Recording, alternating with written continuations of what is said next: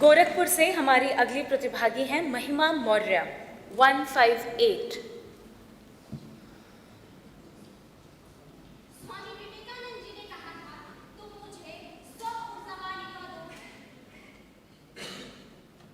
स्वामी विवेकानंद जी ने कहा था, तुम मुझे 100 ऊर्जावान युवा दो, मैं इस देश की दशा व दिशा दोनों बदल दूंगा।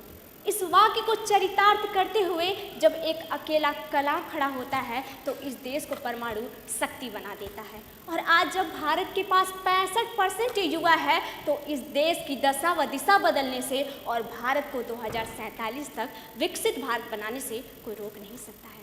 आज जब पूरा विश्व डिजिटल युग में प्रवेश कर रहा है तब भारत इस अवसर को अपने बजट के माध्यम से कंटेंट क्रिएटर लैब AVGC जैसे प्रोग्राम चलाकर युवाओं को इनोवेशन के क्षेत्र में भूमिका अदा कर रहा है। PM, AVP, OPG जैसे रोजगार योजनाएं जो कि भारत के सुदूर गांव में पढ़ रहा युवा छात्र जो कि अपने रिसर्च और अपनी पढ़ाई को देश विदेश के किसी प्रतिष्ठित जर्नल के माध्यम से पूरा करता है, तब सही मायनों में भारत विकसित भारत बनता है।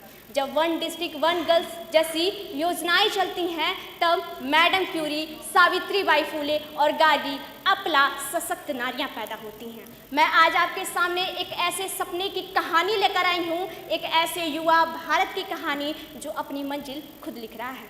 कहते हैं ना, सपना तभी सच होता है जब उसे हकीकत में बदलने का बजट हो। केंद्रीय बजट 2026 या वही दस्तावेज है, यह केवल आंकड़ों का कोरा कागज नहीं बल्कि हर उस युवा पीढ़ी का नया पन्ना है जो भारत को 2047 तक विकसित भारत बनाने का सपना देखता है।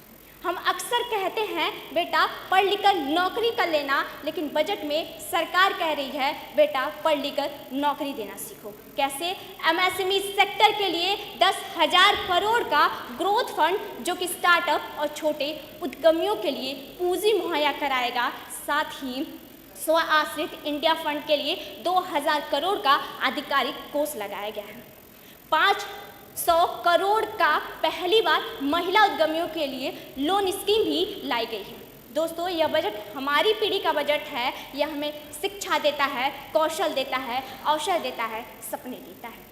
पर सबसे जरूरी सवाल, क्या हम बस केवल सपने देखेंगे या विकसित भारत के सपनों को उठकर साकार करेंगे? और अंत में मैं अपनी वाणी को विराम करते हुए कुछ चंद लाइनें कहना चाहती हूँ। चिटकी दीवारें और उधरे दीवान देखता हूँ, गुजरी हुई सल्तनत के निशान देखता हूँ, वो सोने की चिड़िया के पर ढूंढने निकले, मैं मलबे में दबा अपना पुश्तैनी मकान देखता हूँ। धन्यवाद।